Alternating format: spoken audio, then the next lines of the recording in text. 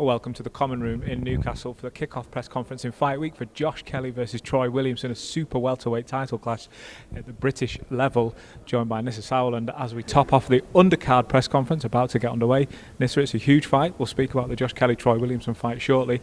Let's get straight into the Undercard. It's topped huge bill. Lyndon Arthur fighting up there. Talk to me a little bit. Joe McIntyre, Lyndon Arthur, what a fight to kick us off. Yeah, I mean, it's another step in the way for Lyndon's comeback. I don't think it's an easy fight. It's a good domestic fight, and it'll kick off the show on Channel 5 on Friday night. And, you know, Lyndon has to overcome this. We've got big plans for him next year. You know, there's the British title against Dan Aziz. There's the IBO title against Padraig McCrory. Lots of options there. But first, he has to win on Friday. A lot of talk around British title fights at the moment. We had Nathan Gorman last week. This week we've got Josh Kelly. The British title is such a sought after title. Is Lyndon Arthur at the sort of level, do you think, if he wins this fight? We know he's been at the top stage before. We know that he can compete under those lights. If he gets the win this Friday, is that the sort of level he can look at for 2023? Yeah, I mean, I would say he's even a better level than that. You know, he's beaten Anthony Yard. Obviously, he lost on the return fight, but I think his level is world class. I think British title early next year, and then push on for a world title. That's the plan. And like you say, you know, we had Gorman last week. Now we got Josh Kelly, and I've said this many times before. I think the British title is one of the biggest titles out there. Sometimes the fights are bigger than the European title, and some of the fringe world titles you get thrown at you sometimes as well. It does always seem to deliver. The top of the bill, Josh Kelly fighting against Troy Williamson for that British title. A lot made of that fight. We saw the initial press conference when the campaign kicked off. Initially, a lot of people saying Troy Williamson, he's the bigger man. When they got face to face, there wasn't that much of a size difference. Just break down a little bit, if you would, Troy Williamson versus Josh Kelly for the Super Welterweight British title clash. I mean, I've got a serious game of ping pong in my brain at the moment about what the result is going to be. It's a true 50-50 fight. If you look at the bookies, it's you know, it's basically the same odds for both of them. I am going with a Josh Kelly victory. Obviously, he's my guy. I could see him stopping him mid to late rounds, but at the same time, Troy has got a serious engine on him. Great heart, but yeah, like you say, the size difference didn't look that crazy. But when you saw him on the show that we did in September, and you thought that Troy was weighing in at super middleweight for that show, and he looked lean already. Yeah. So where does that weight go off? That's my question. Talk to me a little bit about what this fight means to the Northeast. I mean, we spoke about it loads in the build-up about how it's a huge derby. There's different sides of the town, if you like, both supporting their man. But now we're here. Now we're in Newcastle, and people are speaking about it everywhere you go. What does it mean to have this kind of fight in this kind of city? I think Newcastle's a big boxing town anyway. You can see with the amount of guys fighting on the card, all from the Northeast, shifting a load of tickets. It's going to be a great crowd in there. And I'd say about a 50-50 crowd for Williamson Kelly. So it's a divided Northeast, which makes it even better, more exciting spectacle for us to watch. Again, I can't pull them apart. If you put a gun to my head, I'd pick Kelly. But it's going to be a great fight. We saw the two go face-to-face earlier this week. That video went live of the two sort of talking to each other with no other cameras except the one down the middle with Anthony Cotto in the middle. Neither one of them really wanted to give anything away. Neither one of them really wanted to take a backward step. And Troy said, I'm going to take you to deep waters. Is that what Troy brings to the table, that resilience of whatever you try and do, I'm going to keep coming and I'm going to pull you into my game on Friday night? Yeah, I mean, he's definitely look. He's gone the distance and you know, it's given a lot of guys trouble. But at the same time, Josh has only lost to David Avanesian, who's probably one of the best welterweights out there. He fought him at a time when no one dared to fight him. Avanesian has had to go to America to fight Crawford. So, you know, I think there's a lot left in Josh Kelly and a lot left in his mindset. I don't think he was in the right frame of mind for that fight, and I found it very interesting what he was saying at the press conference about his mental health around that fight. Talking about how he was drinking to put himself to sleep because he couldn't sleep. All this kind of stuff, thinking he was getting sick. That's not a good place to be in when you're getting into the ring. But I think just talking about that has actually proved a point that he's over that. And it's a brave thing to do. And I think that maybe he's exercised some demons and he's coming in here with a clear head. And hopefully, I'm obviously picking my guy. Live on Channel 5 on Friday night. Can't wait. He's almost, by addressing that so openly, by bringing it up so openly, and openly saying it's a brave thing to do. It is a brave thing, but saying that he sought help, saying that it was a problem, he's almost taken the card away from Troy. Troy can't throw that at him now because he's taken that away from him.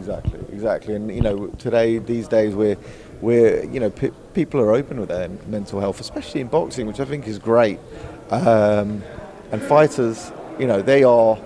For me, they're the best sportsmen out there. But if they can talk about their mental health, it takes a lot of taboo away from it from us mere normal people. And the fact that he spoke about it so openly up on stage in front of all the press of the UK, that's a big thing to do. And it's almost a form of psychotherapy there.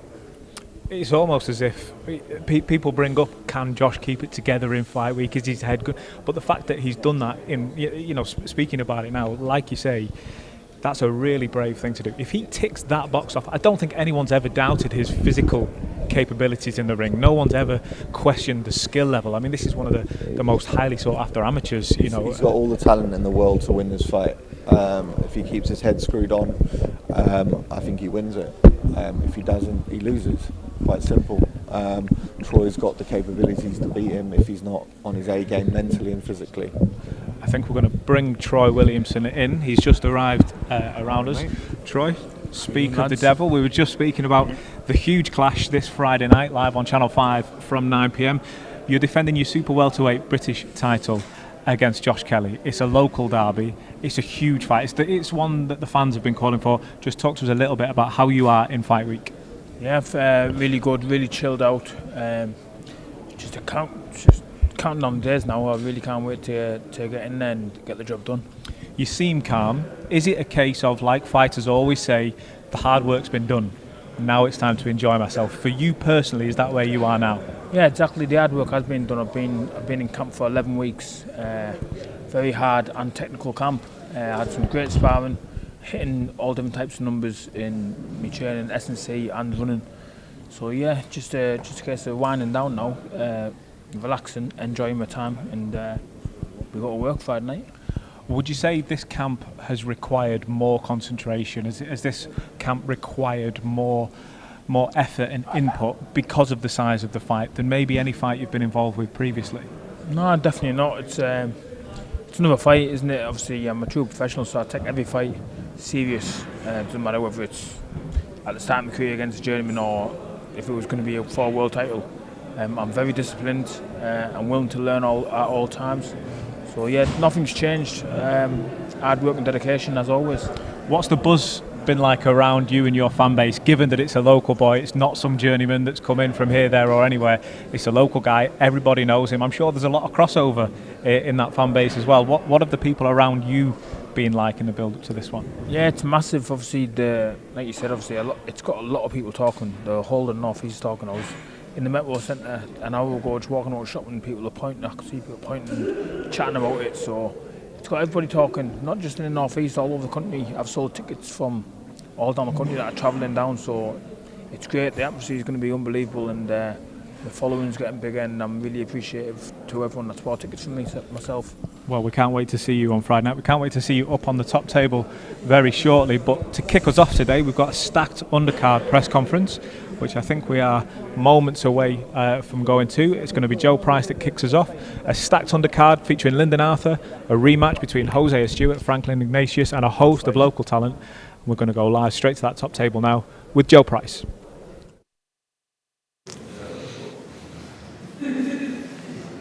For I'm back in church at school.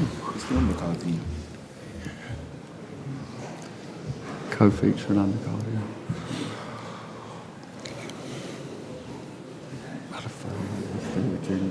Okay.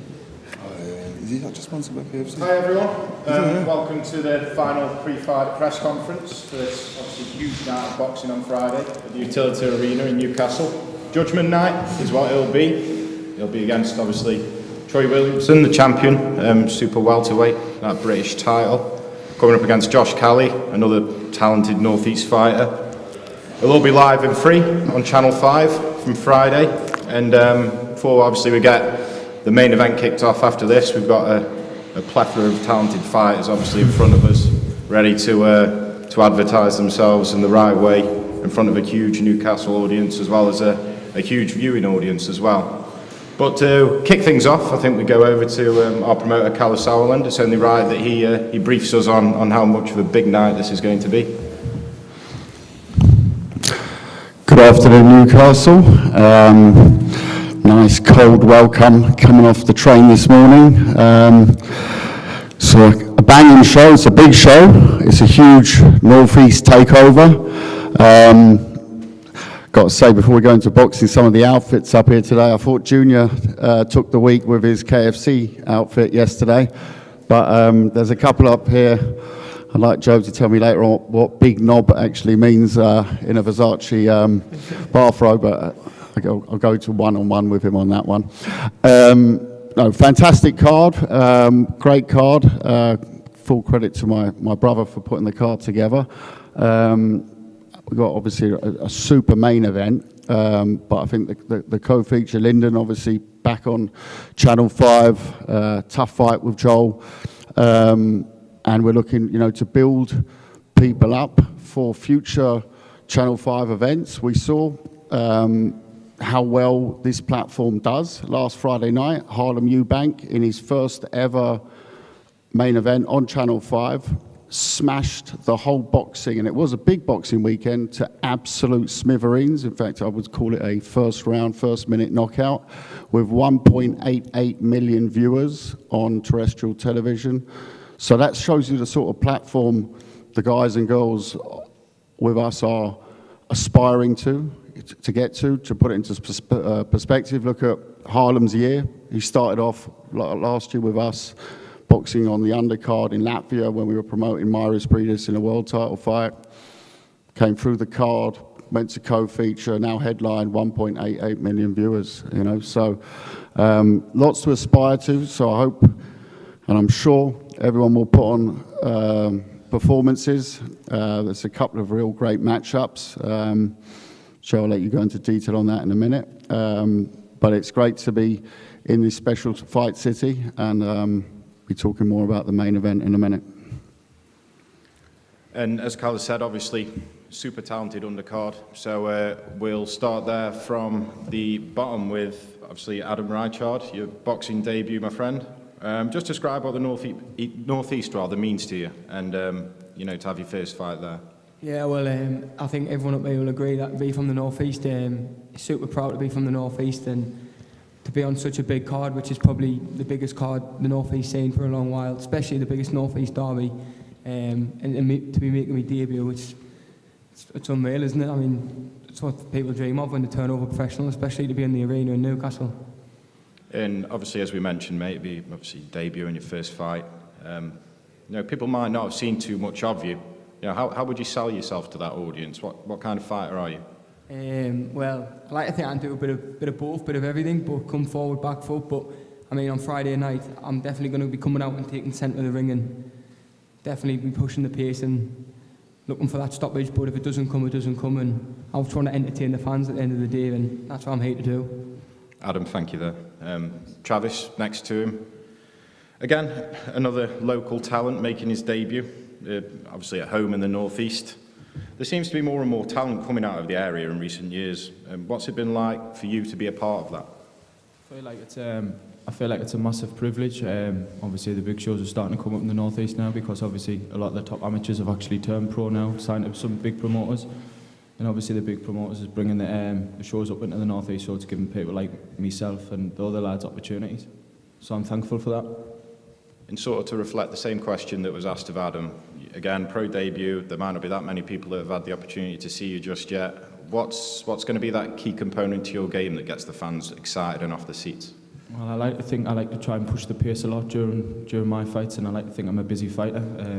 I like to think I'm a box fighter, so I'm excited to watch, and hopefully on Friday night I can show that and people will believe that. Thank you. And we move across to the bottom right to Bobby Dalton. Bobby, 2 fights, 2 wins so far. You're yet to drop a round in your young career. How pleased are you with how things have started out for you? Yeah, I'm happy with my performances and looking forward to putting another big performance on Friday night, mate. And obviously you're a super welterweight, just like the main event. I know you perhaps side with one side more than the other as a stablemate in Troy. How much of an inspiration, I guess, is he for you? You know, working alongside him and seeing what he does in the gym. You know, just explain a little bit of working alongside that. Massive inspiration there. Just seeing what he does in and outside the ring, it's brought my game on tenfold. So just being a sponge really and enjoying the ride. And what's your prediction for your own fight on Friday? Just a win. If the knockout comes, it comes, but a win. Thanks, Bobby. And just to his right there, Ewan McKenzie. Macca, you're gaining a reputation as a bit of a finisher recently, with 5 wins, but them last 3 fights all being stoppages or retiring your opponent. How do you see this fight going? More of the same? Yeah, definitely more of the same. I'm going to bring it like I always do. I'm never in a boring fight, so I'm going to make sure that I put it all over him, get that stoppage again, keep the ball rolling. And this will be fight number 6, and it'll be fight number 6 in the northeast as well. You know, you're sticking on home turf. What is it about this area that is such a big secret weapon for you? Yeah, it's like the northeast lads all back the one, you know what I mean? So when a show like this gets put on, everyone's there, you know, it's all the faces you see, all your pals, you know, and everyone just always gets together and has a good night. And just left inside there is Jordan Baker Porter, sorry, almost. And, you know, you're the female contingent for this one. You're flying the flag for us today. This will be your 4th fight within 2022, so a really active year for you. You know, a TKO last time. Are you approaching it in similar fashion, or how would you like to see this one go? Absolutely. It is actually Barker Porter as well, not Baker. But and this is going to be my 5th fight this year. I said I wanted to be active. I set myself a target to have 4. This is my 5th. And I said last fight I was going to bring the spice. This fight I'm going to bring the spice and the sauce. And I plan on lighting her up like a Christmas tree on Friday night. Very festive. You're becoming a beacon for the Northeast's female fighters. You know, do you take that as a privilege, or is that a heavy burden to carry? Sorry. No, not at all. Look, there is some good girls in the Northeast, and I'm just in the mix now, and getting the spots that I feel I deserve. So yeah, coming on through for the girls. And let's say you get through fight night as planned. What do you see as next for you? Titles next year, 100%. I want a European, a Commonwealth. We'll get something because obviously there's Northern title there's no one in the area, so I can't fight for that. You can't get a British title as a female because there's not enough females in the category. So the next best thing for us is European or Commonwealth. So I'm coming for something. And that will start on Friday, of course. Thank you, Jordan. Thank you. Ben Marksby just to the left there. Ben, undefeated, super lightweight, 5-0. You know, you're fighting a very hungry fighter with the opportunity to come here in your home turf and sort of take the night away from you. What have you done in your preparations to make sure, you know, this night's all about you? Well, I've just trained really, really hard, like every other camp. I'm just looking to perform on Friday. I know I can. And I guess it's a similar sort of stage you're at as Jordan when we spoke before. You know, you're progressing nicely now and you're getting them big wins and you're climbing the ladder. Let's say you get through Friday night. You know, where do you see the next 12 months panning out for you? What's going to be the aim? I think the aim for the next 12 months is I'd like an English title in the next 12 months. I know I could win one, so just speak to my manager Steve and hopefully he can push that for me. And I mean, it's always hard to just throw a name out there, but is there anyone that you'd like next in a domestic level, should you win on Friday? There's no one in particular, really. I'd fight anybody domestically, so just whoever they put in front of me. Thank you very much. And Joe, yeah, I'm equally as not sure if interested or concerned in what it says on the back of your shirt there, but again, that'll be one for for another time. Things didn't exactly go to plan last time out in the last fight. You know, it was only his second loss. You're a young man still just coming into his prime. Sometimes these things can be a blessing in disguise. You know, how do you feel it has been a big blessing and a big learning curve for you? Hello. Yep, it's working. I took the last one as I learned. I didn't class it as a loss. I've came back. My spirits are still high. I haven't ever. I was back in the gym post-operation. I'm beating PBs, and I just can't win the fight again, mate. I just can't wait. I was put on this plan to entertain. I was put on this plan to fight, and it's good to see the undercard. Like, I've literally shared a ring from the amateurs and pros with everybody on the bottom table, and it's good to see come through one of the biggest cards the North East has to offer. And like I say, we're all friends, we're all boxing pals, and it's good to see. Friday night is going to be electric. And you said yourself there, obviously you're hitting PBs and everything's sort of been developing. You know, have you changed anything since that last fight to, you know, make this sort of a statement win and you kick on here? Yeah, I have. I've just been training hard, and I got this fight short notice, but I'm ready when I'm not ready. I am always ready to throw hands, and Friday night I'm throwing hands. Win, lose, draw, knockout. I knock out, them knock me out. I'm throwing hands. I am throwing my hands Friday night, and that's that. Thank you very much for that, Joe. We've got hence the word big knob, I guess. You know, big balls. You know, like it. We go to the end of the top table for Matty Harris, just down there. You know, tipped as a future star of the heavyweight division. He returns to the scene of the crime, I guess, where he had that highlight reel knockout against Metis at the very same arena. Matty, it's very hard not to ask the question, but are we expecting another explosive finish? How do you see fight night going? Yeah, of course, absolutely. Every time I go in there, I'm going in there to try and knock people out. That's what people want to see. That's what brings the crowds in. That's what sells tickets. So, yeah, I'll be going in there to try and get another explosive finish. And just talk to me a little bit about your focus, obviously, when you're training as well. It's not to say you lack focus, but is it hard to hone in on them skills when you know that actually you've always got the trigger ready to pull, and that can be the thing that gets you out of any situation in a fight? Absolutely not. I want to be known as a boxer first. The punch power is just something that I can fall back on if I need to. Something that kind of puts a full stop at the end of a performance, really. But yeah, now I'm always in the gym, working on my skills with my coach, Edwin. So yeah, ready to keep the journey going. And do you know much about Yuri Surmaj, your opponent? Is it very much training revolves around what he could bring, or is it more about improving yourself in the best Matty Harris beats anyone? Yeah, absolutely. I really don't care what he brings to the ring. I'm going, I spent the last, 6 months working on bits for me.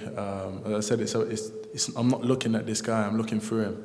Obviously, I know I've got a job to do on Friday night. And finally, obviously, Friday night, how do you feel about being back in Newcastle? Obviously, you've had some great moments, as we mentioned, as we introduced you. What do you think about the card, and what do you think about fighting here in the North East? I'm excited to be back. Obviously, I got very good memories the last time I was here.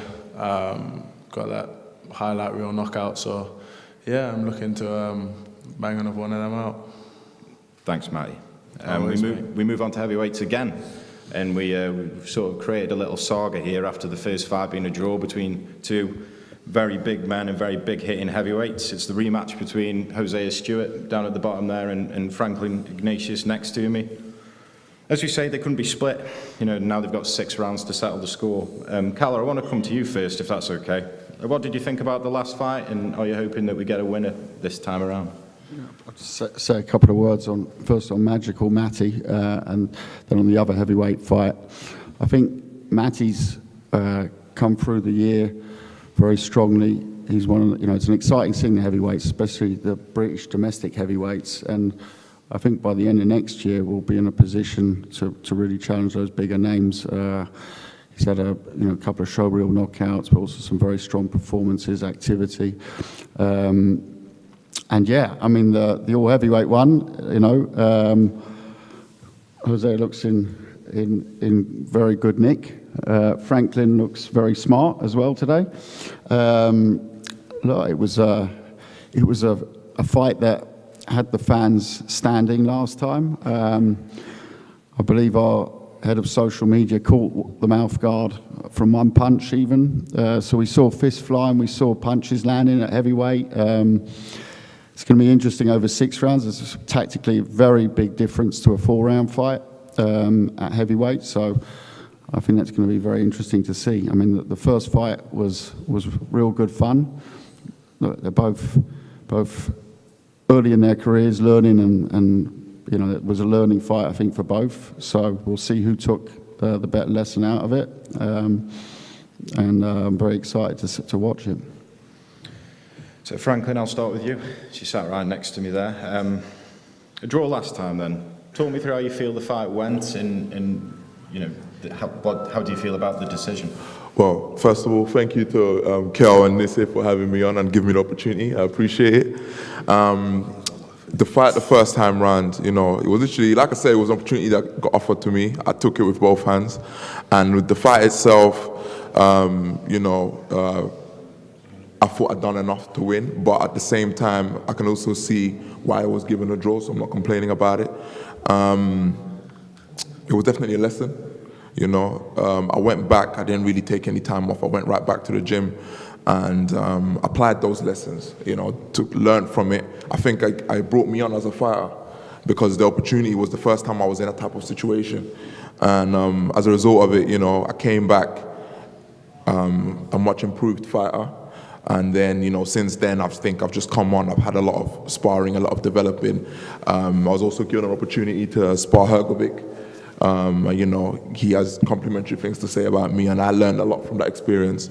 And I've come back, you know, more than ready for the challenge. And I'm very grateful to 6-rounder. I feel like that is a fight and a format that would suit me and suits my skill set. And I think, yeah, I'm very confident about this Friday, and I'm looking forward to it. And Jose, I want to throw a very similar question back to you. You know, last time out, how did you feel the fight went? You know, what did you learn, and what did you think of the decision ultimately?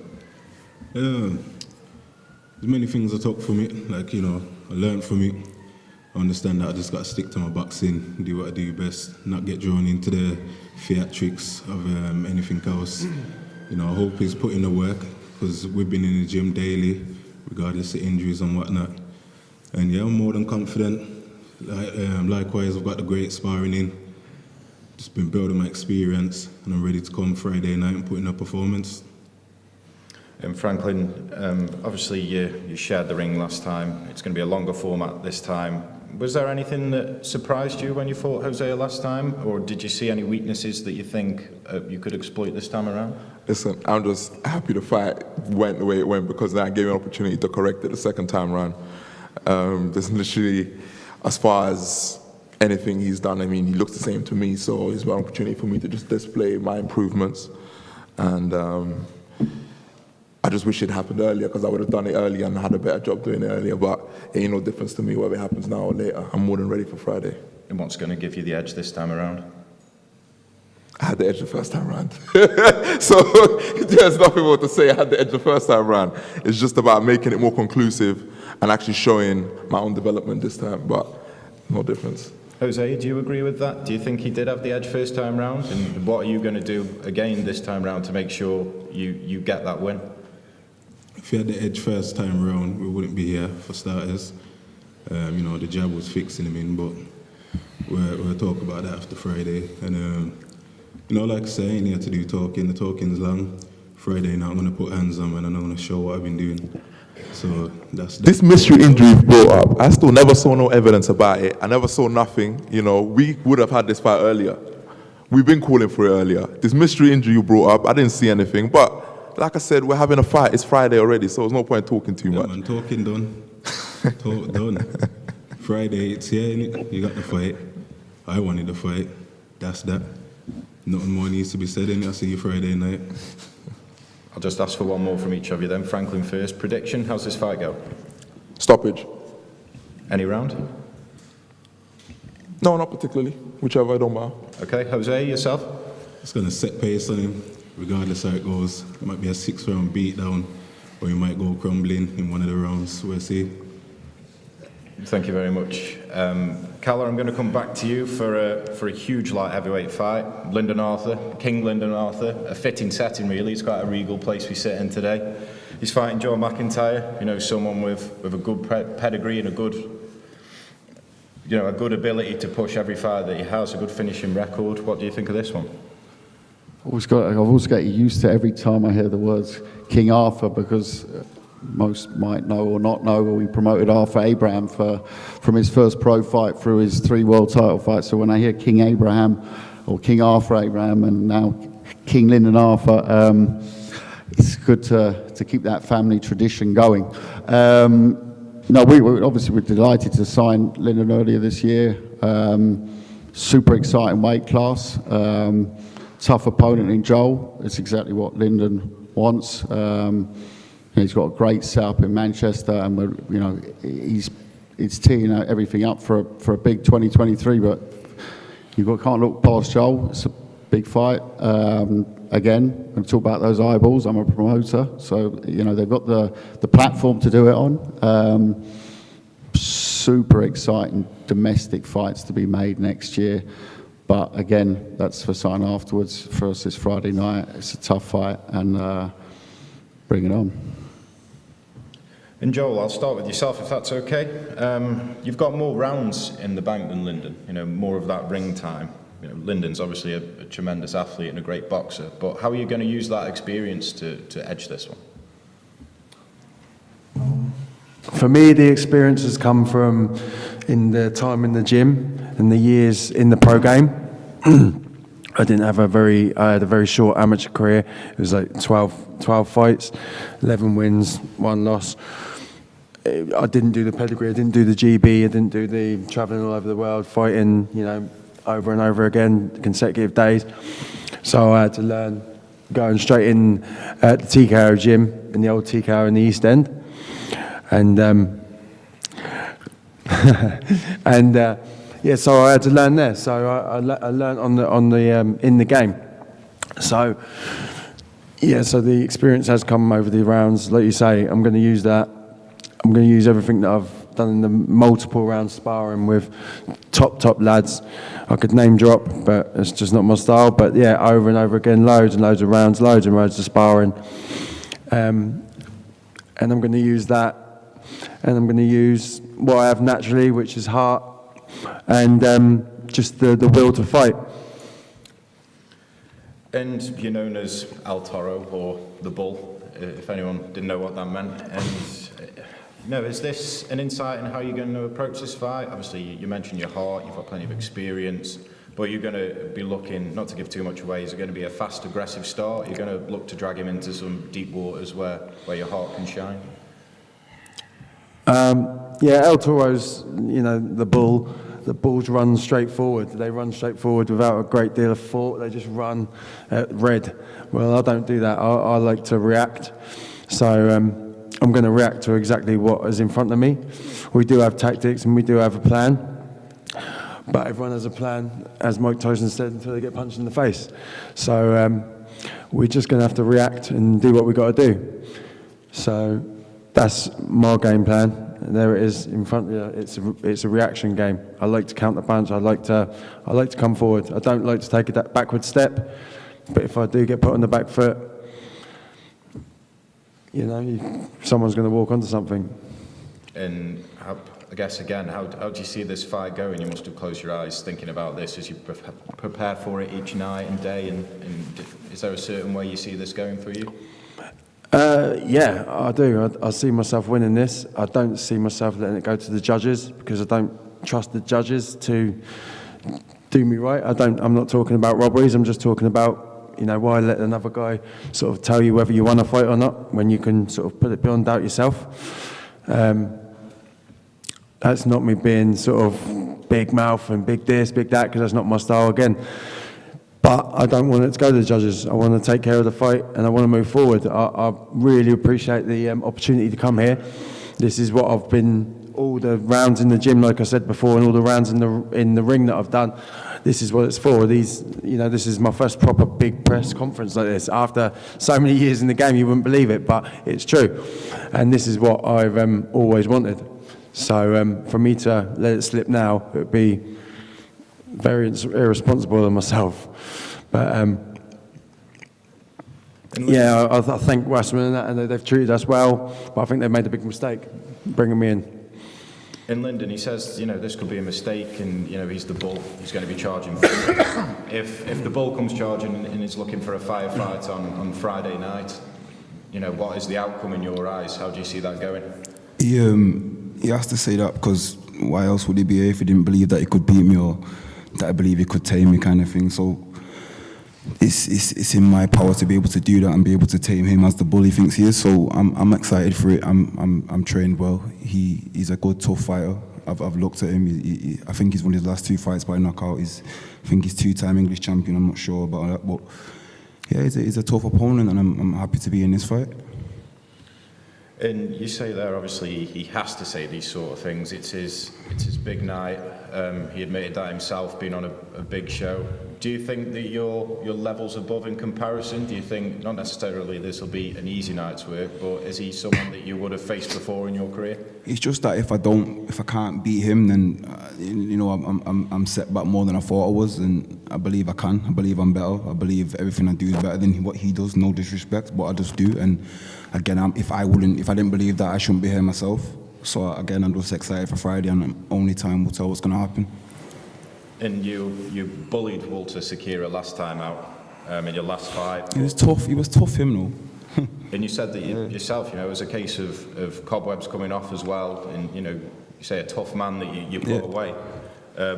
Is this now going to be the peak Lyndon Arthur that we see? Is this going to be the beginning of the rise of your return to the top, or the renaissance for the I definitely wasn't as sharp as I thought I would be in my last fight, but I'm a lot sharper now in the gym, and like you say, shake the cobwebs off kind of thing, and I'll definitely be a better version of myself than I was last fight out.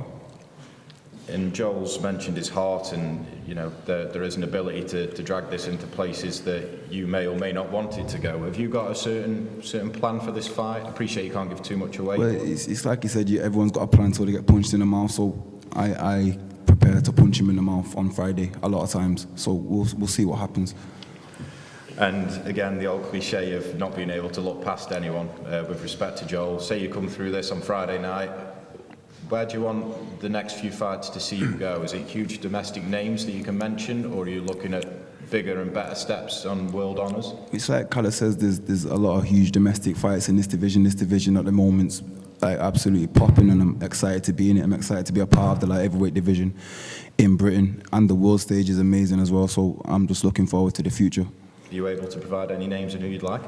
I don't mind anyone. Got lots of names. Don't worry about that.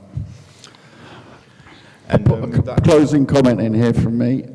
Just a lot of people say, "What's the perks of your job?" And I've got to say, what Joel just said there, that it's his first time up here on a press conference like this. All the guys and girls on the undercard to put on a platform for what they do in a gym. That's the perk of my job. And that what you just said, that was a very, for me, a touching moment. It was very, very special when he said, he's still going to get beat on Friday night. My man's going to take you out, but El Toro will come. But that was very, very nice words, my friend. Very, very nice words. Working with you again in the future. And I'll give you another chance. Don't worry. I look forward to working with you again in the future. That was a very nice thing you said. On to just finally on Lyndon. We didn't sign him to make him British champion, so I respect what you're saying on the domestic fights. But this man is world level. Yeah, he's world level. He's not domestic level. And I know there's lots of good domestic fighters, and there's interesting domestic fights to be made. But we didn't sign him to make him British champion or Commonwealth champion or even European champion. This man here is not going to be. He's going to be the next King Arthur in our stable, and there's big shoes to fill. But we really believe in him, and Pat and the whole setup he's got. But he's got to get past El Toro first. And the reaction is, by the way, the bull as well reacts to the red. what is it, red flag or whatever it is. Napkin. Napkin, yeah, there we go. But you've got to watch, but you sometimes have to watch what's behind the red napkin. Really? Oh, yeah. Oh, my. Oh, my. Ladies and gents. I'm looking forward to that one. I think it's going to be a very, very interesting co-feature. And that concludes the undercard. Just to remind everyone, there are limited tickets still available via wassermanboxing.com. The doors will be opening at 5:30, and the first bout will be scheduled for 20 to 6 on Friday night. The undercard action can be viewed on Boxing Social's YouTube account, so be sure to check in there. And we go live on Channel 5 from 9 p.m. and the main card will follow up shortly. So thank you very much.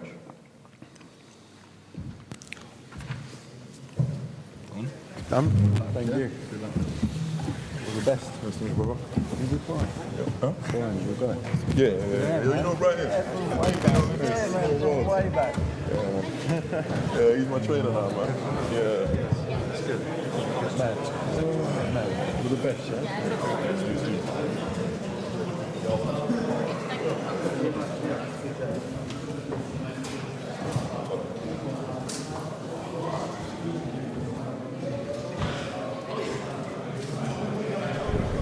And live from Common Hall, the undercard press conference has just finished. We've seen a huge build-up into the Troy Williamson Josh Kelly fight night this weekend.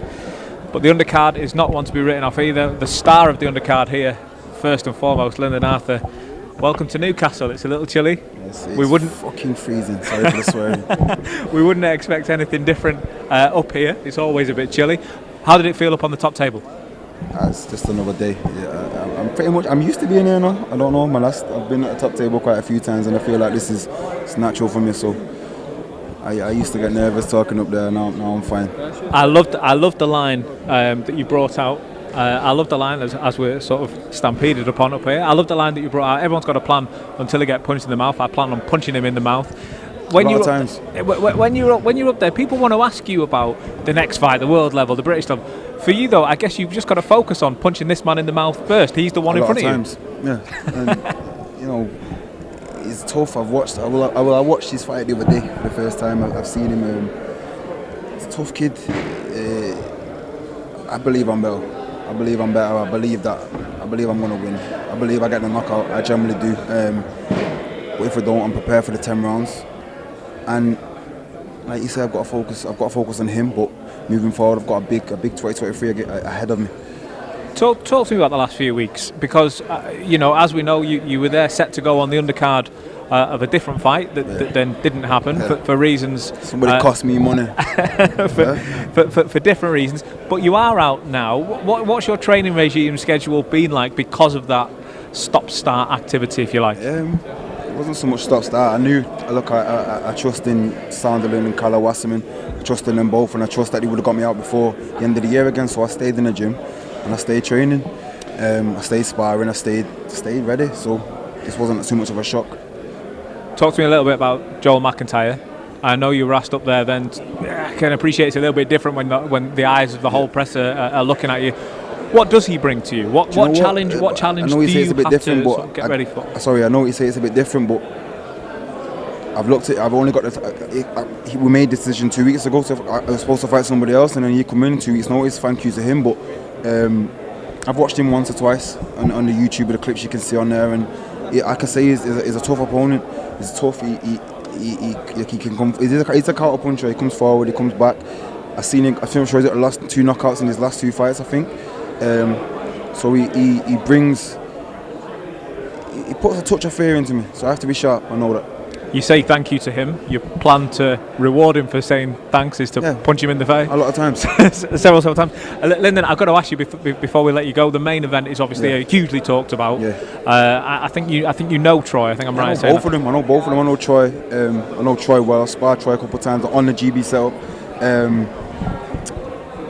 I know Josh. I don't know Josh so much as I know Troy, but I know Josh is when I remember going to GB first, he was one of the first fighters I seen up there, and I remember thinking, wow, he's an elite fighter already. His natural movement is amazing. I do think Troy's gonna win, but I think he has to be very sharp going into the first early rounds. Is this Is this a case? I mean, you took the words out of my mouth there. I was going to ask you your prediction. A lot of people are saying if it's early, it's Josh. If it's late, it's Troy. Is that what you're going with? That's because Josh is. He's kind of gone on. He's kind of made to look like he's not a 12-round fighter or a 10-round fighter. He might be that now. He might be that, and he might go in and box Troy's head off for 12 rounds. He might win unanimous decision. Again, I don't know, but from the outside looking in, as a fan perspective, I believe that Troy will take him into deep waters. He just has to be sharp early on. Well, to sign off, Lyndon, I know there's I also am looking forward to Joe Laws's fight. I'm a fan of that man. That man's crazy. The only man who can walk around, I don't know if we can say this on the stream, it rhymes with Big Rob on the back of his t-shirt, but on his dressing gown. But the top two fights of the night, obviously yourself fighting, and then Josh and Troy, you're expecting early finishes in both? In my fight? In both fights, your fight and then Josh and Troy? I don't know, but I expect to finish, whether it's early or whether it's late, I don't mind. Troy's fight, I think that's going to go late. I think that's going to go about 8, 9, 10 maybe. Okay. 10 rounds there. I think Troy will take over after 6, 5 maybe. If they prove me wrong, I'm excited. I'm going to be a fan for that fight. You'll be ringside, yeah? Yeah, hopefully, yeah. I'm going to get a seat. Oh, William, nice. Well, Lyndon Arthur, I'll let you go and speak to all the media that I know are waiting to speak to you, and we'll see you fight night. Of course, thank you as ever, Lyndon Arthur. My man, thank you very much. Here at Common Hall in Newcastle. Another star on the undercard, a rising star, returning to the scene of one of his most famous knockouts to date is the Magic Man. I had to stand like this a little bit. The Magic Man, Matty Harris. It's always great to see you, Matty. How's it up on the top table? Do you know what? It's quite nice. I'll say I'm not normally a fan of press conferences, but I quite enjoyed that. I'm really looking forward to Jose and Lyndon's fight, to be honest. Not Jose and Lyndon, Jose and Franklin's fight. Yeah. That is one I'm quite looking forward to. To be fair, I think all the main cards. Well, no, this is all the undercard, isn't it? That was the undercard. There are some heavyweight clashes on there. I'll speak to you about Jose and Franklin in a moment. Lyndon against Joel McIntyre. Yeah. We brought you up to speak about yours. Okay. And you sounded confident. You sounded bright. You said, I'm looking through him. Talk to me a little bit about that comment. And he didn't give me a chance to explain it because he kind of cut me off like as I wanted to carry on. But it's all right. But Statement made. I think that was the point. I wouldn't say. Obviously, I don't look through any opponent, but I know this is a guy that I should be able to get through without too much struggle. As I said, I've shared the ring with elite level fighters. So I was going to say, all right, yeah, sparring and fighting is one thing, blah, blah, blah. I don't care. I know I can handle myself in there. Do you know what I mean? Just talk to me a little bit about those elite level fighters that you've been sparring. I know we've seen a few things on social media, but you've been sparring with some big names who are in some big fights at the moment. Can you divulge who you've been in there with? Yeah, of course. Obviously, I've been in there. I've been with Chisora for the past 5 weeks sparring. Wait, it's got to be that close? Yeah. Okay. I've been in with Chisora for the past 5 weeks sparring, and I've been able to hold my own in there. It's a good pace. It's high intensity. You're doing 3 minutes on with 30-second breaks in between the rounds. You know what I mean? So it's high intensity, getting you ready for fighting. So I'm thinking if I can hold my own in there with people like him. This guy, whoever he is, I'm not going to struggle with. But as I said, I know I'm confident enough in my skills, my fitness levels, and my physical attributes that I should be able to go in there and get the job done. Last time in Newcastle, Matty, just finally, last time in Newcastle, you were devastating. The performance you put on has sparked social media conversation and debate, highlight reel, knockout of the year, so on and so forth. Is it a repeat on Friday? Absolutely. I was going to say, how many other heavyweights are not only my size in terms of what, I'm 6'8", 6'9", 19 and a half stone and can move like me, as athletic as I am. That is only going to inspire devastating knockouts, and that's what I'm here to deliver. I don't think there's many people that can keep up with that. You are one of 2 top heavyweight clashes on this undercard there. You mentioned Franklin and Hosea. We're going to bring Hosea in now. Matty, I'll let you go and speak to all those media outlets who are baying for you. There's a few over there. Thank you very much, and we'll see you fight night. The way in first, should I say, but then fight night next. Appreciate it, brother. Matty Harris, thank you very much. From one heavyweight to another, Hosea Stewart. Mic check 1, 2. Mic check 1. We're a bit late for the sound check, Jose. We're working. But listen, you brought some style up there. You brought some confidence up there. This is an opponent that you know well. The first press conference, if we cast our mind back all those months, I think about 6 months ago now, you two were almost grabbing the mic off one another. This time, despite it being somewhat of a grudge match, it was a little bit calmer. You said quite clearly, the talking's been done. Yeah. I'm ready to set the record straight. Yeah, most definitely. The talking's been done. I've handled my business in the gym. I've stayed busy, regardless of injuries and stuff. I've stayed in the gym. I've been active, and I've been enjoying my work. And we've come here to do one task and one task only, and that's to get the win. Whether I knock him out or whether I put on a masterclass and take him to school, I don't need to talk up there. He's just trying to boost his little profile, but I got business to handle. Last time we saw you going into that fight, you had a new coach. Yeah. If memory serves, you'd not been with that new coach all that long. Now you've had a few months with him. Yeah. Talk to me a little bit about how your game's different, how you're different as a fighter. Very different. I'm starting to feel like myself again because we've been keeping active, getting brilliant sparring. I've been in camp with the likes of Dillian White. I got sparring with Daniel Dubois, and we're feeling good in there, having good feedback as well. So my confidence is oozing, and I just can't wait to go out there Friday night, put on a performance, and just stay where I belong when just in the ring. we saw Matty Harris up here a moment ago, and he was talking about the elite sparring that he's had with Derek Chisora. I know you know Matty well. You've been in with, you just mentioned Dillian White and others there. What was that like for you as a fighter? What have you been able to learn from, household names, superstar names now like Dillian White? So much, just every aspect, how they train, from how they warm up, how they approach their training, the way they learn, and just they set little targets for themselves during their training. And they hit those targets, and you can see the confidence just fly through them. And you put that into your own camp as well, and start to implement that into your work. And you see the difference. It's very different at that elite level, and that's where I feel like I belong. So we're just trying to get there. Definitely. Given the style that Dillian White fights, maximum violence is his tagline. Yeah. Franklin, he comes, he's very well dressed, he looks very smart, but we know that he's going to come forward. It doesn't matter the persona outside.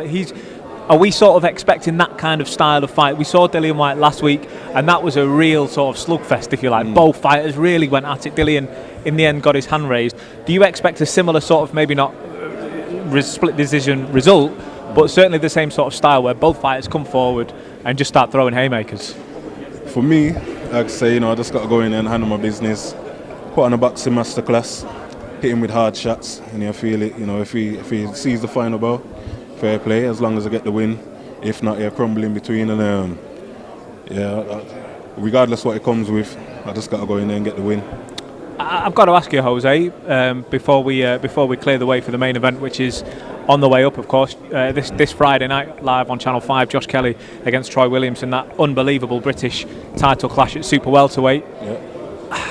Break that fight down a little bit for me, because it's one of the most talked about fights in British boxing at the moment. I'm on the fence. No, we're not allowed. We can't take you on there. We can't take you there. Like to try. I know he's a workhorse, and he puts it on people from start to finish. He throws bombs, he takes them, and he keeps going. And you got Josh Kelly's on the other end. It's a great boxer. He's very skillful. So it'll be interesting to see. But I just want to say a classic. You're not sticking your neck out so far as to give a prediction. I just want to say a classic. I'll be there, man, happily watching. Fair play. We might try and pull him away from that fence. I'm actually just going to bring in your opponent. I'll let you run on. Thank you very much for joining, Jose. Thank you. All the best. Hopefully, we won't get the pre-match fight. No, they're walking past each other, all civilised. There, Franklin walking past Jose. I'm glad I'm not in the middle of you two. Let me just put it like that. I think at the press conference for the first one, who was it? It was in the middle. There was a lightweight in the middle of you, and maybe that was poorly positioned. It was a sticky one. We shared one mic, if you remember. It was a sticky one. So we've just had Jose on. It's one of the most anticipated fights on the undercard this Friday. Yep. Of a huge bill. We'll speak to you about the main event in a moment. Josh Kelly against Troy Williamson for that Super Welterweight British title. Your fight, though, is intriguing because it's a rematch. There seemed to be animosity in the first one, maybe even more so than in the second one. This time, you both sort of know each other. There was no trash talking. But what I will say is both of you seem very serious, and you mean business when you're up there. Yes. I think, this time around, we both know what we're dealing with, For me, myself, I have taken the experience I had from the first one and kind of channeled it into my training. In the back of my mind, I know people say, it's unusual to have a rematch straight away. But for me, myself, I wanted a rematch. I wanted to put the chance to put right to wrongs, so to speak, and I also want an opportunity to kind of put this fight to bed. I believe, you know, I have the potential to push on and show what I'm doing, and at the same time, I also feel like I need fights like this. I need fights that are, you could say, tough in order for me to improve each fight. I feel like the fight I'm going to have on Friday will showcase the improvements I've made. I'm looking forward to it, man. So, to put those words back to you, you say, I want to right the wrongs. Yeah. What were the wrongs? Are you saying the wrongs were the score themselves, or was it your own game that you maybe want to improve? It's more my own game, because at the end of the day, you know, the judges will only score based on what they see. Yeah. You know, of course, public consensus and the commentators believe that I've done enough to win, but I'm not sitting here to cry about spilt milk, so to speak. For me, it's more a thing of that I know I'm capable of a better performance than that. Yeah. You know, and it's just my chance to show it. You two, you're both big boys. You're both very heavy-handed. Last time, somehow, you both managed to stay the distance. Do you predict this time, maybe that won't happen, maybe one of you will land? I'm looking for a stoppage. I feel like... Does that make you more vulnerable? Because if you're coming forward specifically looking for the stoppage... Because you're coming forward looking for the stoppage, that means you're more open. I guess that's an argument that can be made, but I don't believe so, because I think the first time round, I was not able to fully show my skill set. I think there's a lot more in the armory than people have seen from me thus far, and the improvements I've made from that fight onwards, I think, is what's going to make the difference. You know, I don't underestimate him or think or be dismissal of him. He's an okay fighter, you know. Potentially he could do a few things, but I feel like I'm all wrong for him. It's too early for him, and I have what it takes to really put a stamp on it. But I just have to show that on Friday. How much have you improved since the first fight? Immensely. Like I said, it's just been a lot of experiences for me. That first of all, the fight itself was the first thing, because I think people don't understand how much boxing is a mental thing. And I think for me, the first fight itself brought me on. Then the sparring I've had after that with Hergovig and whatnot brought me on further. By the time I came back, I feel like I've just been a different man since. And the way I approach this fight now, it's just showing what I'm about. We're moments away from the main event press conference. Let's remind, if anyone needed reminding, what that main event is. Josh Kelly against Troy Williamson for the Super Welterweight British Championship, live and free on Channel 5 this Friday from 9 p.m. It's a super fight. It's a fight that all the British, all the British fans have been asking about it. You're lucky enough to be on the bill, to be on the card. Talk to me a little bit about this fight, and I'm going to ask you a prediction in a moment. Go ahead. Break it down a little bit first, though. Well, I think the matchup is intriguing. First of all, both guys are superstars in their own right, you know, great boxers besides, and the matchup is, you know, I guess, the original come forward, strong, tough guy against the skillful, pretty boy. And I think, you know, it's a very intriguing matchup. Even me, myself, I'm fighting on the undercard, but I'm also looking forward to being a part of it and watching it myself. Yeah, it's going to be a really good fight, man. Tell me a little bit about who could win. Who, if you were to back one corner, which one would it be? I think it's really tough. Both of them are genuine 50-50 fights. I would edge. Oh, it's hard, honestly, because I can't even see, because I think it depends on what fighter turns up. Because I feel like everyone's underestimating Kelly because of that Venetian loss, but I feel like he has a lot in the locker, and I feel like he's also come on from that experience. But Williamson as well, you know, he's Detroitian. We know what he brings, and he's proven it time and time again that he can stay in the trenches. So I would probably edge Williamson just on experience slightly. He's been through the tough fights already. But at the same time, if Kelly wins, it won't surprise me at all. It won't surprise me at all. We saw earlier this week the two went face to face. Just lightweight Ant Crawler in the middle of them. Fair play to him for stepping in there. But he sat in the middle of them, and both of them, they stared each other down. You know, they neither of them blinked, neither of them looked away, neither of them wanted to take a step back. They're going to be on the main stage again in a moment. Do you feel like Josh has come into this fight mentally stronger than maybe he has done in previous fights, given that he addressed that in the initial press conference as well? 1,000,000%. I think, like I said earlier, boxing is a crazy mental thing, and the Kelly that has come back from the Venetian loss is a maybe slightly less playful but more focused Kelly, a guy that's working hard, and I think that's what he will have to demonstrate and show in order to come through Williamson. You know, if the glimpses he's been showing of the kind of Josh that he's becoming now, if he can push that through on Friday, I think that will be what will make the difference. We're all but ready to go up on that main stage. I think we are just waiting for the arrival of Josh Kelly. Before we do, let's talk about where the winners and the losers from Friday night go, Franklin, because there's been a lot spoken about the winner can maybe go on for this European level, maybe even start throwing in some world names 2 or 3 fights down the road. Where does the loser go from here? I think the loser will. It's not the end of the road for a loser as such, but I think he will kind of mean a longer spell at the domestic scene. I don't think both guys are probably in a stage of their careers where they want to push on to bigger things, but it would mean, I think, that a loser might be in a situation where they'll have to hang around the domestic scene, maybe have another fight, potentially 2, before they can now kind of make the case to push on. But I don't think it will be the end of the road for either of them, because they're both such quality fighters with a pedigree already that they've already built as a professional, that they will definitely get another opportunity again. Yeah, and the winner then, maybe the more desirable position, obviously, I guess. Sure, where do they go? Come Saturday morning, come as early as Saturday morning. I think the winner of the world is oyster. You put your stamp in this fight here, I think you'll be pushing on, like you said, to the Europeans, to the bigger stages, and from there, it's a very short step to the world level. This whole fight night on Friday night is stacked, isn't it, from top to bottom? We saw yourself up on the top table a moment ago, all those local talent fighters around you. Lyndon Arthur, the return of the king, very much on the. As a boxing fan, how much is there to look forward to this weekend, this Friday night? I think this Friday is full of tasty fights, a lot of good matchups, fighters who are looking to redeem themselves, fighters who are looking to push on, and me and Jose are a good fight to watch. I think all these fights are fights that fans can really get their teeth sunk into. I think, honestly, it's just a great night on Friday, and I'm looking forward to being a part of it. You're not allowed to say your own fight. Which one is going to be fight of the night? Ooh, tough.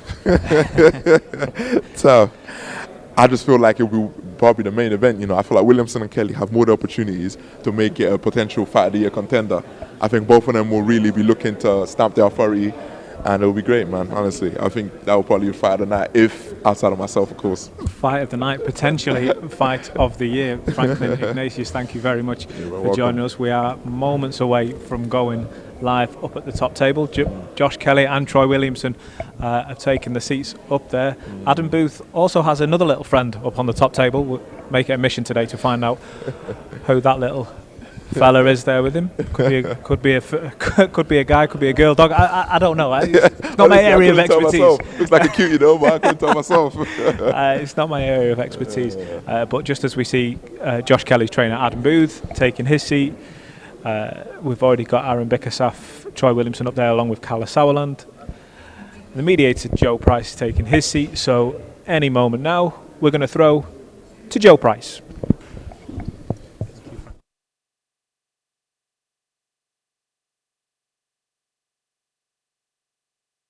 Troy Williamson, it really needs no introduction at this point. It's something that's split probably northeast families down the middle. It's considered to be a very 50-50 fight. Obviously one side will think one thing and one side will think another. It's live and free on Channel 5, of course. It's obviously estimated to have huge amount of eyes watching it for very good reason. Khaled, let's start with you. It's probably the most recent northeast derby that in modern memory. There's not been one like this. I mean, good afternoon again. Normally the promoter talk is about how big this is and how bad this is and how great this is and whatever, but this one doesn't really need much selling. It's about -10 outside, and this ring on Saturday night and this arena on Saturday night is going to resemble the Caribbean. It's fantastic. It's fantastic to be involved in such a show. I've got to be honest, it's in 20-something years of doing boxing, the British title's one that I haven't done much of, more internationally with world titles, European titles. But I've quickly fallen in love with this British title this year because of the matches it makes and the fights it throws up. It does our matchmaker's job for us, and this is creme de la creme. And the fact that we've got it here in the northeast, and I'm aware that it's in Newcastle and Sunderland and there's sensitivities around it, but it is the North East, and that the whole nation, when I say the whole nation, I mean the whole boxing nation, we know the numbers we did last Friday. We expect over 2 million to be watching on Friday night. That's a pretty special thing for such an amazing sporting city. And the fact that we've got two gladiators who are going to go absolutely gung-ho at it, obviously firmly in the Josh corner, but one looks at it as a fan, as the public, as the media, this is an advertisement for our sport second to none. And it's an advertisement, and that's live and free on Channel 5, Friday night. What more can I say than that? And we move over to Aaron Bickerstaff, who's here on behalf of Probellum, obviously in Troy's corner, Troy's promoters. Aaron, how do you see this fight going for your man Troy? You know, do you think this will be his toughest test, facing obviously a talented fighter like Josh Kelly? Yeah, look, Josh is I think it's been said by everyone, Josh is an unbelievable talent. You know, I enjoyed watching him a lot coming through. He's came up against it with David Avanesian. You know, it was a big step up for him. You know, I don't think we're underestimating Josh at all. But it just, you know, seeing Troy, seeing his last couple of fights, his career development, he's used to going into the trenches. He's used to taking people down into dark waters, and he's proven time and time again what he can do. We have no doubt that on Friday night we'll come away with the belt and move on to bigger and better things, you know. And someone that will obviously have a very well-informed opinion of that is the man sat to my right, Mr. Adam Booth. Delighted to obviously be joined by you, Adam, sadly without the dog, but you'll do just fine. And it's one of them things where obviously you've had huge domestic scraps that you've, you know, overseen fighters getting involved with. Do you think this is up there, with some of the biggest ones and arguably one of the toughest ones you've been involved with? I mean, what I've been involved in is irrelevant, but to a certain extent. But it's not about necessarily about the size. You know, there's not 70,000 people, but what you have is, as far as I can remember, one of the best matchups, certainly domestically, that I've been involved in. Troy Williamson, excellent amateur, unbeaten pro, and has proven what he can do. And so we're not under no disillusions. We know exactly what Troy Williamson is. And we're also supremely confident that people haven't seen what Josh Kelly is yet. And it's a fascinating matchup. I don't think there's been a better matchup this year in British boxing. I really don't. And Channel 5 and the millions of viewers that are going to watch it free to air are going to have a great night of entertainment. I think there's going to be a spectacular performance, incredible atmosphere. And as someone that has a lot of experience in big events, I am just as excited about this as I ever have been for anything. So I'm just looking forward to it. I mean, it's obviously very difficult to give too much away in regards to what you've been training on and preparations. But what have you seen from Josh that validates all the confidence that you have in him to win this fight? I'm keep my mouth shut on that one, because it doesn't matter what I've said in the past, doesn't matter what I say now. I firmly believe in what I know and what I've seen, and ask me that same question after the fight. Thank you very much. And as Adam alluded to before, obviously Troy Williamson, the champion coming into this one, undefeated, a tremendous amateur and professional record. He claimed the title, spectacular knockout in that fight against Ted Cheeseman. Troy, I want to start with how you're feeling. You know, everything's gone in regards to your preparations. You know, it's a huge night for you and huge night for the North East. Yeah, preparation's gone great. I've been in the gym for a long time, 11 weeks, working hard and smart, and I'm ready to rock and roll on Friday night.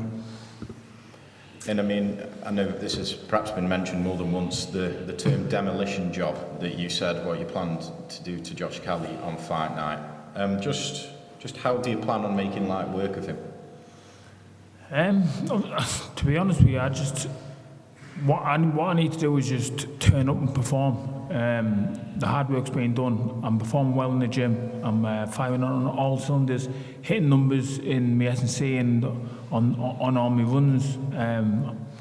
obviously I'm in a great position mentally and physically, and you're going to see on Friday night. And you've also said about respecting, obviously, Josh's pedigree. You know, he's a tremendous fighter and everything that he's achieved up until this point.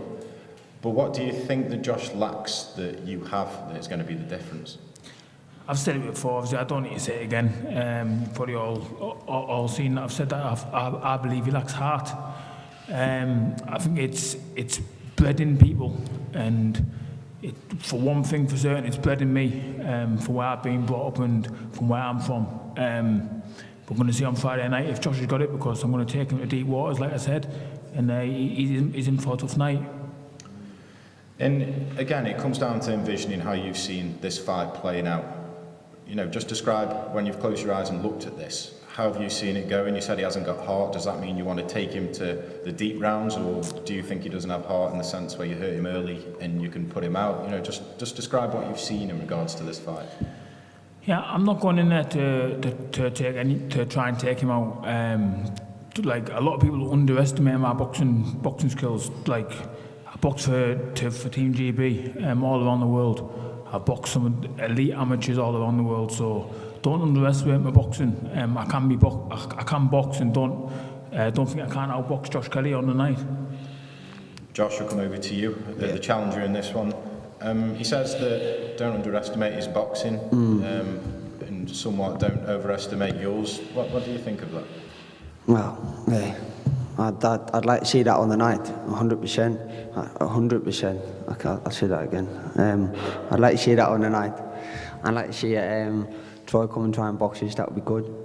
I think it'd be a silly man to do that, but yeah, I think it's going to go how I want it to go on the night. So I cannot wait to get lace them boots on, put them gloves on, get dancing in that ring.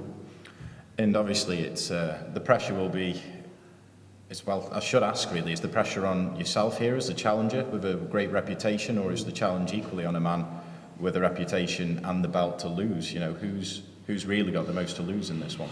I believe all the pressure is on Troy. Like I've operated at high levels. Like I boxed in Madison Square Gardens, boxed at high levels, boxed ex-world champions. So we move quick. And I know what these events are like. I know what the pressure's like. So I believe all the pressure's on this man, and I feel when he's going to walk on that ring, he's going to feel it on Friday night. And I think, you know, it's a huge opportunity for one of you to almost reign supreme in the Northeast, you know, and be that poster boy for this. Not just the division, but the area in itself. But why are you so confident that it will be you? If you look at Troy and look at me, there's things I do better than Troy. I mean, I'll ask Troy one question. If it gets to the 6th round, if it goes that far on your behalf, bud, when I've still got the gas tank, when I'm still firing on all cylinders, and when I'm still boxing unbelievably, what are you going to do then from round 6 on? Ask Ted Cheeseman. That's the answer there. It's like there's no intellectual answer coming back. Ted Cheeseman said the same thing. All right, bro. Listen, we'll leave that there. I think one sandwich short of a picnic just sums it up, really. Okay, now.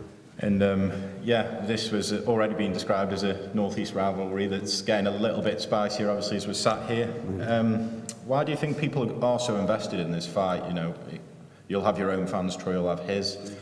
Personally, why do you think people are going to be tuning in for this one? Stylistically, it's a great matchup. Troy comes forward, tries to fight our box. So stylistically, it makes for good telly, and it's always been down. Like when you go and watch fights, you always either you like the fighter or you like the boxer. So it's one of them. So it's a great stylistic matchup, and I think that's why everyone's tuning in. And Troy, to you, do you think this is obviously going to be enticing for the fans because of that stylistic matchup, or do you think there's going to be some bad blood that's been brewing now and they need to tune in to see that settled? Yeah, I wouldn't really say it's bad blood. I think everyone's tuning in to see me, though. I'll ask Josh one thing. How many tickets have you sold, Josh? What I've only sold a handful. I hope these are the guys who's coming here. These are the guys who's coming here in my thing. Nobody wants. And what I'll do is, I've got. Josh can't it's a tell me- popularity Josh contest for got no Troy. fans. It's how much he's liked. You've It's got how no- much he's liked online. That's what's for you, isn't it? It's the popularity contest, isn't it? Look, what is it? How much tickets you sell and how much you liked? That's it, isn't it? I don't need to be like, bro, I'm me. I'll do me. And if anyone likes it, I respect that. Okay, mate. What's that? Okay, mate.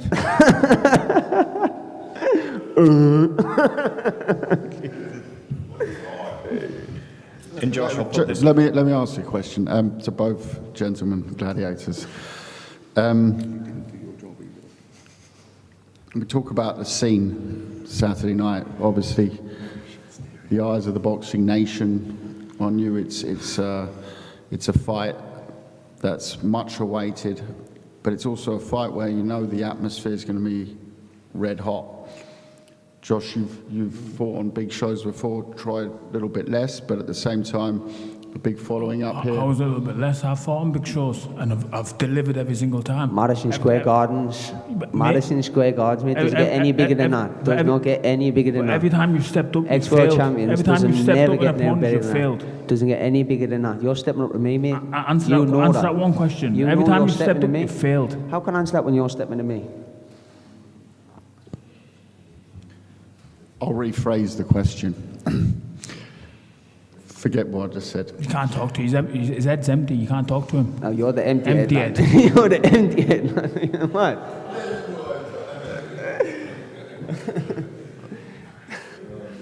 Right, third try. So, do you think that, and this is obviously there's some boxers also in the room, but for someone who hasn't been in the ring before, do you think that that stage of the thousands of fans, the red hot atmosphere in the venue, the millions watching it on television, do you think that gives the boxer that extra bit to go out, that extra mile? If like the fans are expecting it to, the neutrals are saying this will go to the championship rounds, is that something that you're thinking of, aware of, something that spurs you on, or something that you shut out?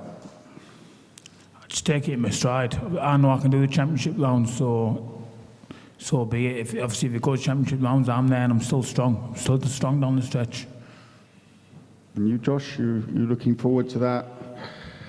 He can't do the rounds. What's that mean? You can't do the rounds. There's only an extra 2 what I did last time, so it's not that hard, lad. Don't worry about it. When I'm there, then the answers will be yeah, your questions will be answered when I'm still there. And then it's a question of what you're going to do. So, are you expecting it to go to the championship rounds, or? It could do, mate. It could go. Yeah, this fight it could go anywhere I want it to go, but it goes to championship rounds. I'm more than ready. He knows that anyway, so. You, Troy, you expecting it to go championship rounds, deep waters? Well, I'm going to take him to deep waters. That's for sure. Backstrokes, just backstrokes. Josh, I guess the final question from me really was one that I presented to Troy before. You know, you close your eyes and you see how this fight pans out. You know, Troy said that it's going to be deep waters, whether that's hurting you in a certain amount of rounds or dragging you to places you don't want to go. How have you envisioned this one? Is this about you outboxing him? Are you prepared to hurt him? You know, how do you make him dance your dance? I've seen Troy hurt in my mind a lot of times. I've seen him hurt, and obviously after the fight, God willing, we both go home safe and healthy and happy, but I've seen him hurt. And Cal, I'll go back to you for sort of a final statement on just how big this fight is going to be come Friday night. Still haven't really got an answer to my question from either, but I'll leave that now. We'll see what Friday night brings. But yeah, look, like I said at the beginning, we don't need to sell this too much. It's not only a British title. I believe it's a fight for your right fight. The winner goes on to challenge for world honours. And the loser, I don't think it's one of those fights where it's the end, but it's obviously a much longer road back, and it makes it that much harder to lose on such a stage. And that was a little bit what I was getting to in my question, was it's different losing in a small venue off TV than losing on a big platform in front of millions of viewers, especially when it's the bragging rights of the Northeast at stake as well on the side of it. But yeah, I mean, it's all, so from that point of view, there's a hell of a lot on the line. And I think I haven't been, like Adam said, I think this is the British matchup of the year, and looking forward to enjoying it ringside. And that concludes the main card and press conference there. Just to let you know again, limited tickets are available at wassermanboxing.com, and we'll be live on Channel 5 from 9 p.m. We're just going to move these tables down now, and then we'll get a head-to-head for the two fighters involved in the main card. Thank you.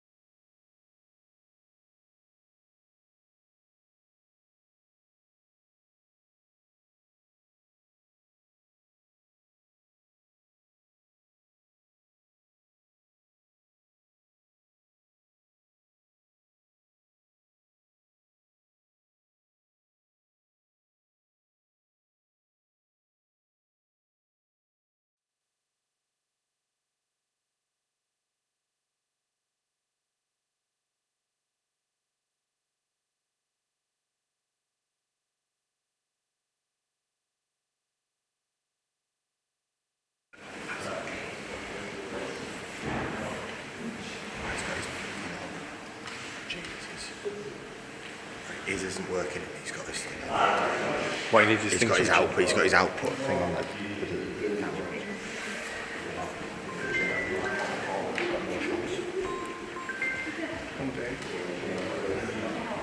Don't want the cameraman out. Actually, yeah, he's got the output thing.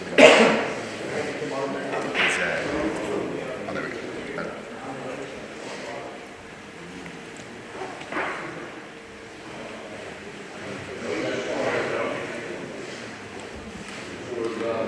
Yeah, I've changed it. Got a better angle now. Just shove that guy in.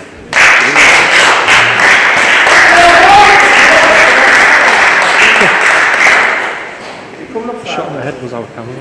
No,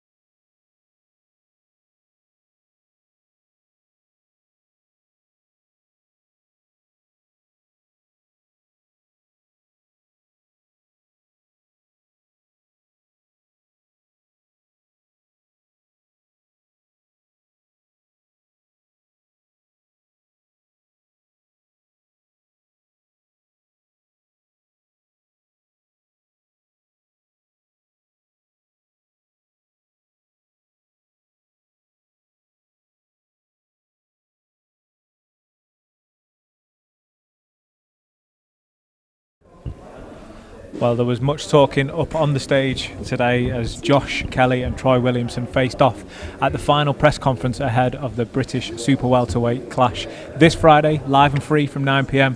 on Channel 5, joined by the current champion. Hopes to be hearing and still on Friday night. Troy, what was it like up there? You are going to be hearing and still, put it that way. Yeah, it was exciting. It's a boring part, to be fair. I'm sick of waiting. I just want to fight now. I know that there's been a lot said before this fight that you guys know each other and you go back and everything else, but now you're in the middle of this fight campaign.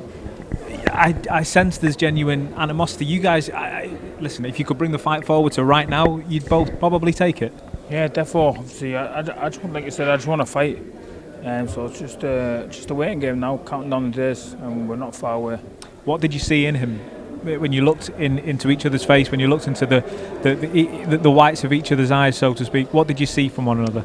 I just seen his eyes go from one side to the other side, to the other side, to the other side. Just can't keep eye contact, and not keeping eye contact with somebody. It's I find a big thing. So yeah, I can see a weakness there, and I'm going to exploit him on the night. Would you say you're more confident now than you were maybe before this press conference, given that you saw the eye-to-eye dancing thing? Yeah, like you said, I'm always confident throughout.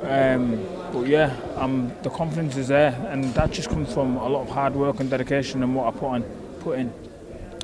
When you see Josh Kelly walking around, what I mean, he's over there doing interviews now. When you see him walking around, what feelings do you have inside you, knowing that you've got such a big clash on Friday night? Nothing whatsoever. It's part of parcel. It happens every single fight. So, yeah, nothing really. I just can't wait to put a good performance on him and smash him up. You've guaranteed us that we're going to hear and still on Saturday. I know that the question will be asked of you about what happens next. Are you allowing yourself to even think about that, given that you're so sure about hearing and still, but then again taking the reality of the task in front of you? Are you allowing yourself to think of beyond Friday night? Obviously my full focus is on Josh, but yeah, obviously in the back of my mind, obviously I do see myself in the future, and obviously I take care of him, and that just elevates me one step closer to my dream in becoming a world champion.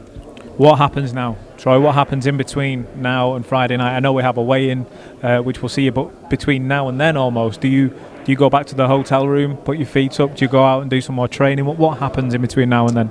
Obviously I need to travel home, get all my bags, and then I'll be coming back up to the hotel and chilling out for the night. Make way tomorrow, and then fight night Friday. Well, it is Fight Night Friday. We're really looking forward to this one. Would you say that this is maybe the biggest fight in the history of the North East, certainly in recent history? Yeah, I believe so, yeah. And all the fans that you expect, you're going to put on a show for? 1,000,000%. I've sold a lot of tickets. I'm really humbled for the support that I've got. The following just keeps growing and growing. And I'm really over the moon and can't wait to put a demolition job on them for all of them that are paying their hard-earned money to come watch me. Just before I let you go, because we're going to bring Josh up here any moment, does it surprise you that other fighters and people in the media that we speak to, and anyone who has an interest in this fight, 90% of them, they don't have a direct answer straight away of who wins? It's oh, well, this could happen or that could happen. Does that surprise you that most people see this as a 50-50? No, because it's Josh. He's an ex-Olympian. He's a great fighter, and he's been involved in some good fights. He's only been beaten off one opponent in David Avnishin, and he's fighting Terence Crawford next, so he's elite. So I can see why people are saying it's 50-50, but it all comes on the night, and I'm going to show why I'm levels above him. Well, Troy, thank you very much. We'll let you go back and enjoy that feet up time in between now and the weigh-in. Yeah, cheers, mate. Thank you very much, sir. Thank you, sir. We'll let you run on. Thank you, Troy Williamson. So we are about 48 hours away, just a bit more from Fight Night beginning on Channel 5 on Friday. British Super Welterweight title clash between two of the hottest prospects in British boxing. Troy Williamson, the defending champion, will take on with the pretty boy Josh Kelly, one of the most decorated amateurs in the game, an Olympian, as Troy was bringing up there a moment ago. Up on the top table just a few moments ago, there was word said back and forth between Josh Kelly and Troy Williamson. They tried to poke fun at one another. They tried to get under each other's skin. Neither really wanted to give anything away. But when we saw the two of them go face to face, when we saw the two of them look into each other's eyes, we saw that neither one of them wanted to step away. But Troy Williamson was saying Josh wouldn't really look at him. He wouldn't really stand still. He wouldn't really take into account that face-to-face contact. Maybe that's a giveaway of something that will happen on Friday night. Ahead of that fight, though, we do have the stacked undercard that we saw earlier on today. We saw the top fighters up there. Jose Stewart takes on Franklin Ignatius. He's going to be kicking off a heavyweight rematch. But the promoter, the man to my left joining me here, is Kalle Sauerland. And Kalle, what a fight we've got in prospect. Which one are we talking about? As Nissa sneaks past us there, giving a little thumbs up to the camera. What a fight we've got in prospect here for the British Super Welterweight title. It's one of the most spoke about fights in British boxing. There's so much on the line here. It's actually live on ESPN Latin America as well, and you know a lot of other different countries. So it's a fight that's it's a British title fight, but for me it's on world level, and like I said, it's very much a fight for your right fight. You know, the winner goes on to world honours, and I don't think it's the end for the loser. I think they're both young guys, but it's a long way back for sure. We'll break the fight down in just a moment. We can actually bring Josh Kelly in. Josh is coming in. Josh is coming in. The main man is coming in. Come in the middle. Microphone, and I'm going to start first of all, Josh, by saying I hope you're well. This is some nice cut. You're not getting chilly up here with a top like this one. It's almost as long as my one. I've got one that goes to back there. You've got to remember, I've lived up here all my life. I've only lived down south for a few years. Fair play. Listen, I'm going to Southern fairies like me when I come up here. You know, I'm like a popsicle. Well, that's why I got the sleeping bag for you. I got the sleeping bag for you. You'll see mine in a minute. I'll tell you, son. It's very similar. I'll be asking you to borrow that in a few moments' time. Josh, I'm going to start. Apologies, I'm going to put you on the spot a little bit because we just had Troy Williamson on, and he said when you were at the face-to-face just a moment ago, he said Josh wouldn't look at me properly. He doesn't want to be there. He was trying to look away from it. He didn't want to be there. What was your instant reaction? I mean, I think I can pick it up just from that. But what's your reaction to that? Just go and have a look. Just go and have a look and see where the eyes are. Eyes are eyes. Like what else? I don't know. He's trying to find things. I think he's making things up in his head. That's a bit delusional. That's the first time I've called him that. That's delusional. That is. He knows I'm there. I'm in his face, so that's delusional. That, bro. But yeah, you can say what he wants about that. I was there. You seem very calm. You seem very relaxed. I mean, you always do in fight weeks, but this is a much bigger fight. This is a huge fight. But you seem as cool and calm as you like. It's big as you want to make it. The thing is, like when I said I went and boxed in Madison Square Gardens, I went and boxed the European title, I went and boxed ex-world champions. That's proper pressure there. This is a good British title fight. So is the pressure more on his side than mine? It's not. I want to enjoy it. I want to go out there, enjoy it, do what I do best, and put a show on. Kalle, just break this fight down a little bit for us. Josh has just listed some of the accomplishments we've seen so far. Statement time for Josh. That's how I see it. I think it's time to stick some words down people's throats Friday night. I was just asked in an interview a second ago, he says, Josh isn't getting enough credit for taking this fight and whatever. And I've said before, Josh was jumping at the bit for this fight, but we were talking about all sorts of other fights, world title fights we're discussing already for next year and things. Not looking past this at all, but the problem with Josh is keeping him almost on the leash because he wants to. He's very aggressive in his thinking. It's weird saying this, you standing next to me. It's a bit odd, isn't it? It's a bit bizarre that. But you asked a question. Yeah. And I think Friday night is exactly the right moment in front of a nationwide audience, live on Channel 5, from the Northeast, to stick those words right down people's throats in the way that Josh can do best. He's the performer, he's the athlete, he's the gladiator. You mentioned the platform there. Last week, on the very same platform, we saw almost 1.9 million people tune in. This is a huge stage, a huge platform, and with all due respect to that card, this is a bigger fight. This is a huge occasion. You know the eyeballs are going to be on the screens this Friday. Like Kalle says, is this the opportunity now for you to put words back to people and just show what the pretty boy is all about on a phenomenally huge stage? Listen, like Kalle said, and he said it there, the words will be put into people's mouths and rammed down their throat, and whatever you want to do with them, they can be. But for me, go out, enjoy myself, put a show on, and that's when you see the real Josh Kelly. That's when you see me develop, and that's when you see is everything what's being getting said about this and this and this in the gym. You'll see it on fight night, and you'll see his performing. You go, Jesus, and it's a touch of class, by the way, that he does it that way and doesn't name certain people and whatever. One thing to clarify up there, when I was referring to the pressure is you can't compare pressures of Josh has been under much bigger pressure. Yeah. This is and that part I never got a clear answer, but Troy, I understand the Cheeseman fight, but he was apparently the underdog, I was told, in that fight before that fight. So that's not real pressure, is it? Whereas Josh was made to be the flag bearer of the next generation of Sky at the time. Yeah. And pushed that way by the network, which isn't a fault with the network, by the way. That's why networks work. It's entertainment broadcasting. So he's been there, whereas I feel that Troy hasn't been there. That was, and I didn't quite get the clearest of answers up there. But as I said, we're all chit-chatting now. The nice thing is, it's 48 hours to go, even, a little bit over, 52 hours to go, and that's it, so all the pressure... You wouldn't know it to speak to him. I mean, look at it. Listen, it's a different person last time I come in a fight, like in previous fight weeks, etc. Not necessarily with you, but in previous campaigns. But you've also, you have been through, I mean, you're a young man, I know, but you have been through the mill.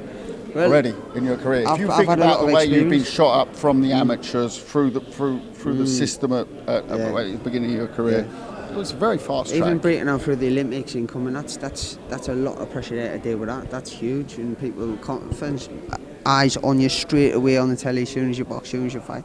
So it's like, now I feel like that's lifted off and I'm just floating. One question that I asked Troy, and I'll put to both of you now. I'm going to start with yourself, Josh. One question that I asked Troy a moment ago, given that he's as confident as you are in the pre-match, if you like, in the build-up, he's saying that he's going to win. There's no doubt in his mind. So I said to him, how does it make him feel that a lot of the boxers, a lot of the media, a lot of the people within the industry that we speak to, they say it's a close fight, it's a 50-50, this could happen, or that could happen. How does that make you feel, given that you're so confident and you know what you can bring to the table, when you hear other people say it's a close fight? Doesn't matter to me. Does not matter to me. I got the way I need to box him. Yeah, the job I need to do. I got plan A, B, C, D. It doesn't matter to me. People's opinions. You can't listen to people's opinions, or you'll be constantly looking at your phone 24/7 and tuning into this, and this, and this. Do you know what I mean? Yeah. You got to just believe what you believe, and believe what your team believe, and I know through experience and hard work what I believe. So listen, opinions are like, what do they say? Yeah. Everyone's got backsides. one. Yeah. Everyone's got one. Man. Well, listen, Josh, I'll let you run on because I know you've got a little bit of media to speak to and some chilling out before fight night. But we'll see you at the weigh-in tomorrow. Lovely. Everything's good. We look forward to seeing you then. Thank you. Cheers, lads. Thank you, sir. Calla, I just want to close with that question with yourself. Should this fight be billed as a 50-50? It's not down to me, is it? Did I say 50-50? No, I'm not yourself, but when we speak to other fighters, people are generally talking about it as a 50-50 fight. I mean, it's a well-matched fight. I do make Josh the favourite, and I make him the favourite on the basis of that experience, I guess. Yeah, and I know that Troy would, if he was standing there now, would disagree with me. But I also think that Josh is superior in a lot of different skill sets. At the same time, you want to watch sport where they turn up to win. It's not predictable. That's why people tune in. And I think we're going to get a great fight. I'm obviously in my man's corner, but not literally. That will be Adam Booth, by the way. But it's going to be a lot of fun to watch for us as the spectators and the fans. They're in for a real treat. Friday night, 9 o'clock, live and free on Channel 5. You are in for a real treat. A huge undercard precedes one of the fights of the year, British Super Welterweight title action. Troy Williamson, Josh Kelly, Calla Sauerland. We will see you at the weigh-in tomorrow and then on Friday night. Absolutely. Fight night. Thank you very much. Thank you for joining us. We'll let you cut the action on Friday.